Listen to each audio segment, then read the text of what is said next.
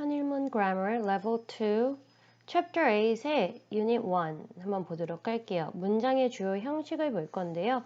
우선은 지금 Unit 1을 보면 주어 동사에 이제 보어가 나오는 저희가 소위 말하는 이 형식 문장이 나올 거고요.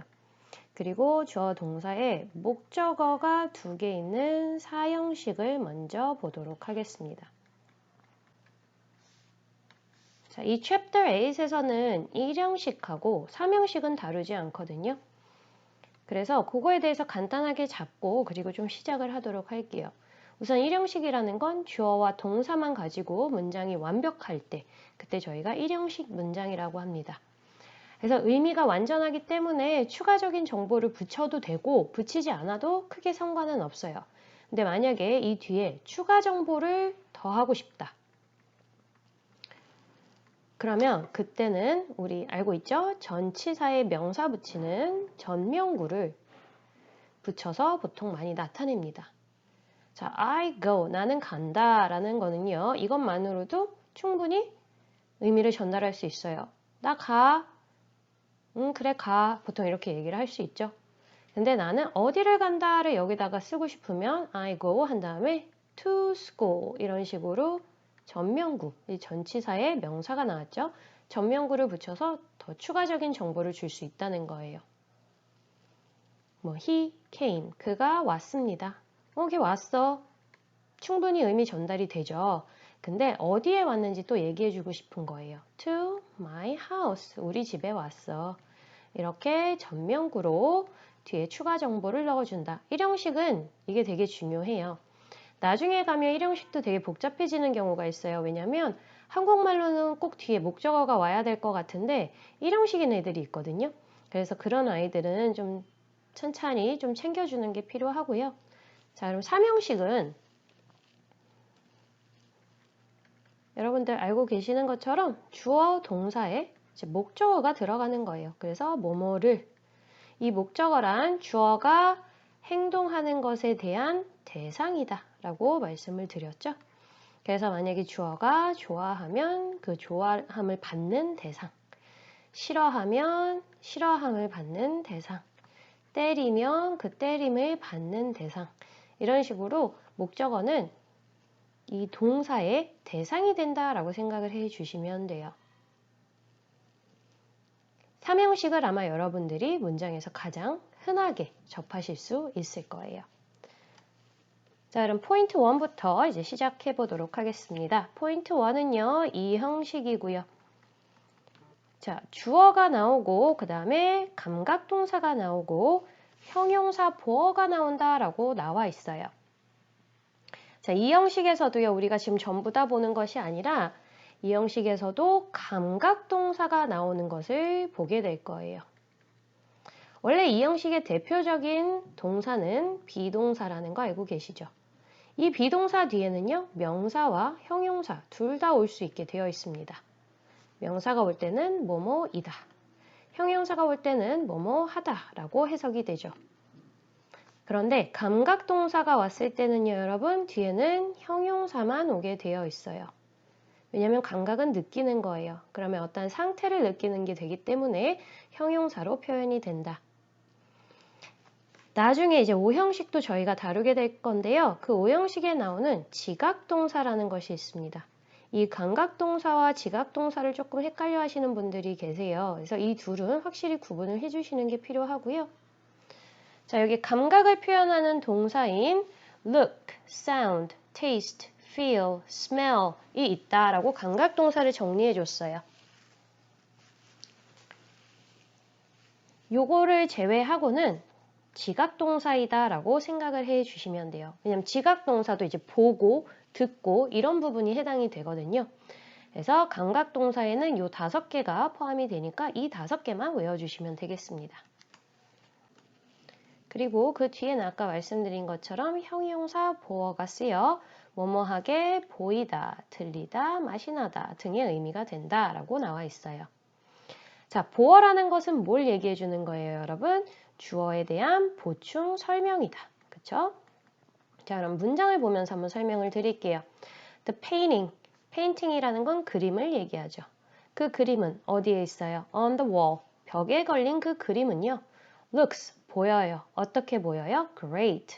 자, 여기서 great하게 보이는 것은 뭐예요? 이 painting이 되겠죠.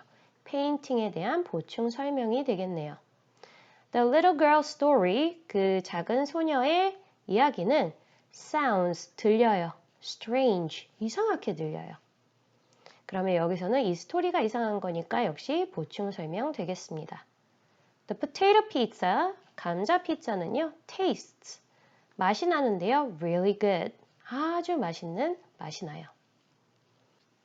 The blanket feels, 담요는 느껴집니다. 어떻게 느껴져요? soft, 부드럽게 느껴집니다. 뭐처럼? like silk, 실크처럼, 비단처럼 부드럽게 느껴진다라고 나오네요.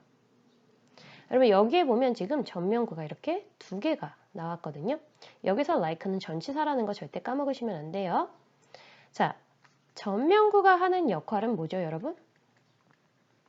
수식어예요. 한마디로 누군가를 꾸며주는 역할을 한다는 거고요. 그러면 이 앞에 나온 on the wall, 이 전명구는 무엇을 꾸며주고 있나요? 페인팅을 꾸며주고 있죠? 페인팅은 품사가 명사예요.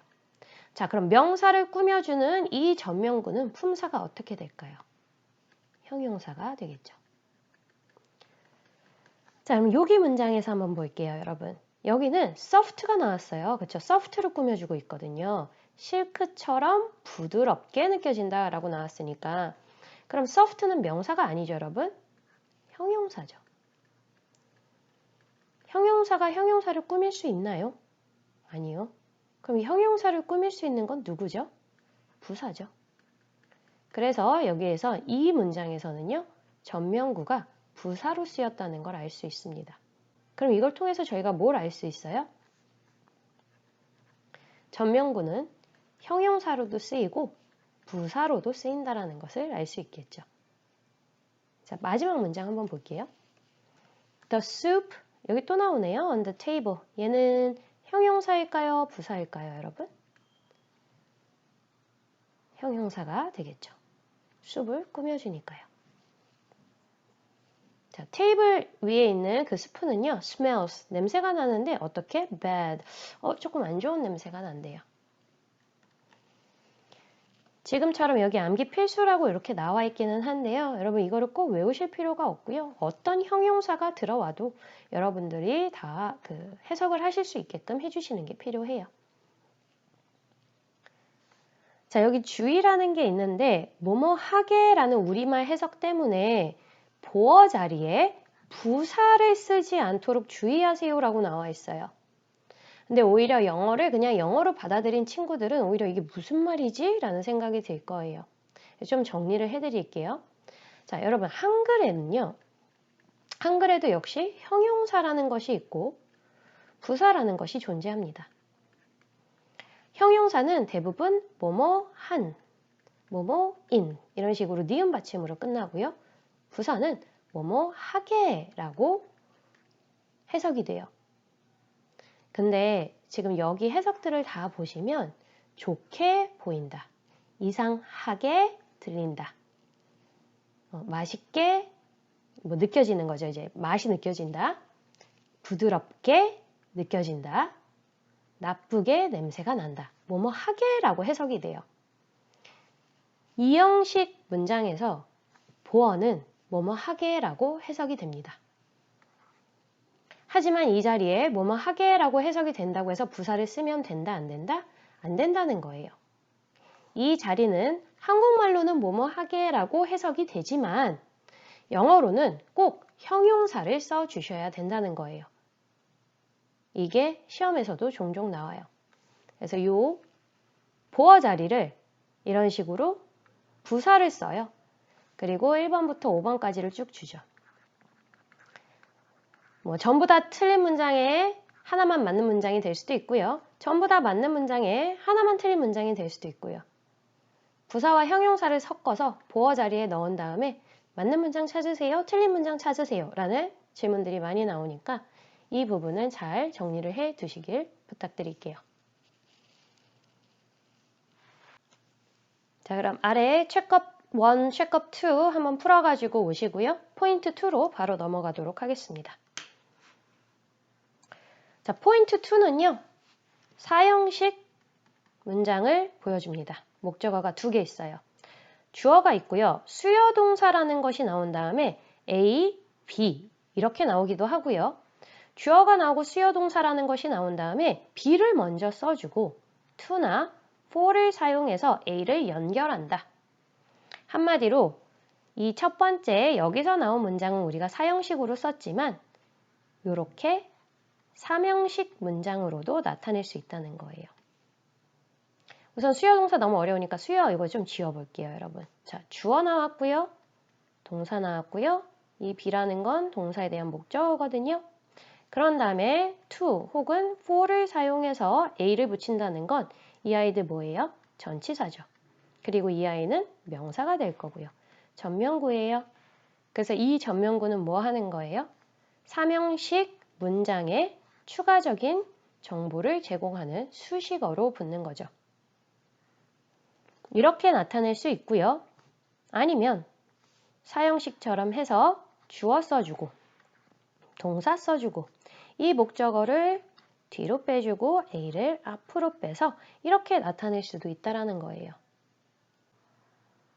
자, 그러면 수요 동사가 뭔지 먼저 한번 보도록 하겠습니다.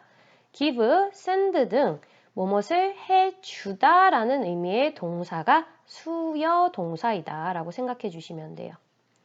말이 어렵다. 그럼 사전을 좀 찾아보는 것도 필요해요.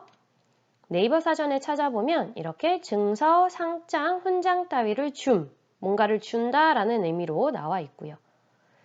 자, 그리고 이 수요 동사가 있을 경우에는요. 내가 무언가를 줘야 되니까 무엇을 주다에 해당하는 직접 목적어가 있고요. 그리고 뭔가를 주니까 당연히 그거를 받는 대상도 있을 거예요. 누구에게 라는 간접 목적어도 같이 써주셔야 됩니다. 자, 그럼 간접 목적어와 직접 목적어는 왜 얘는 간접이고 얘는 직접이라고 부르느냐? 그걸 한번 설명을 좀 드릴게요. 문장 한번 보죠. I sent him. 나는 그에게 보냈습니다. A text message. 뭐를 보냈어요? 문자를 보냈죠. 2 days ago. 자, 2 days ago는 필요 없으니까 이건 좀 지울게요. 이틀 전에 그에게 문자를 하나 보냈는데요. 여러분, sent는 보내다죠. 자, 그럼 직접적으로 이 동사의 대상이 되는 것이 직접 목적어가 되는 거겠죠? 그럼 보냈을 때 내가 글을 보낸 거예요? 문자를 보낸 거예요? 문자를 보낸 게 되겠죠. 그럼 그거를 받는 대상은 간접적으로 또 목적어가 되기 때문에 저희가 그래서 간접 목적어, 직접 목적어라고 부르게 되는 거고요. 자, 그리고 누구에게 해당하는 간접 목적어는요. 전치사 to나 for와 함께 문장 뒤에 쓸 수 있다. 이렇게 되면 이제 삼형식으로 바뀌게 되는 거다라고 생각해 주시면 됩니다. I sent him a text message. 이거를요. 이거 사형식이죠, 지금. 삼형식으로 바꿔볼게요. I sent 그대로 가져와 주시고요. 힘을 뒤로 보내주세요. 왜냐면 얘는 간접이니까 뒤로 보내시면 돼요. 삼형식은 어떻게 나와요? 주어, 동사, 목적어. 이 목적어 직접 목적어가 와야겠죠. 그래서 얘를 앞으로 빼주는 거죠. I sent a text message. 나는 문자를 보냈습니다. To him. to로 연결을 해서 전명구로 부족한 부분을 채워주는 거고요. 자, 사형식, 삼형식 다시 볼까요? Show me. 나한테 보여주세요. 나에게 보여주세요. Your passport. 당신의 여권을요. 그러면 보여주세요. 당신의 여권을요. 나에게 뒤로 보내도 상관은 없다는 거죠. to로 연결을 해서요. 마지막 문장도 볼까요? Mina bought. 미나가 샀는데 her son. 그녀의 아들에게 뭔가를 사줬어요. A new bicycle. 자전거를 사줬어요. On Christmas. 그러면 그건 바꾸면 Mina bought a new bicycle for her son on Christmas가 되겠죠. 그럼 선생님 언제 to를 쓰고 언제 for를 써야 되나요? 라고 나오는데요. 그래서 여기 뭐 암기 필수라고 나와 있기는 한데 이것도 이해를 하시면 좀 편해요. for는 뭐뭐를 위해라는 의미가 있잖아요, 여러분. 그래서 뭔가를 사주는 거는 그 사람은 막 생각하면서 사주게 되죠. 그리고 make, 그 사람을 위해서 만들어주고 그 사람을 위해서 요리를 해주고 그 사람을 위해서 가져다주고 그래서 뭔가를 위한다라는 느낌이 강하고요. to는요, 그냥 행동을 한다라는 느낌이 좀 더 편해요. 누구를 위해서 말해준다기보다 내가 전달해야 되는 상황이 있으니까 그냥 말을 해주는 거, 보여주는 거. 저 사람을 위해서 보여주는 게 아니라 내가 보여줘야 되니까 보여주는 거예요. 내가 보내야 되니까 보내는 거고요. 그 사람을 위해서 보내는 게 아니에요. 왜냐면 내가 만약 선물을 샀잖아요. 이건 위해서 산 게 맞는데요. 그럼 그 선물을 내가 갖고 있으면 돼요? 안 돼요? 안 되죠. 보내야죠. 샀으니까. 그러면 그 보내는 행동은 내가 해야 하기 때문에 하는 거지 그 사람을 위해서 한다라는 느낌은 뭐 들 수는 있겠지만 좀 적다는 거예요. 이미 여기서 그를 위해서 샀으니까 이제 보내는 행위는 그냥 내가 원해서 보내야 된다. 안 그러면 내가 갖고 있어야 되잖아요. 내가 필요가 없는 건데. 그래서 to와 for의 차이는 상대방을 위해서 하는 행동인지 아닌지를 잘 봐주시면 됩니다. 이 부분도 책거 밑에 풀어오시고요. 그리고 그 뒤에 유닛 엑서사이즈까지 풀어오셔서 이제 수업 시간에 같이 한번 맞춰보도록 하겠습니다.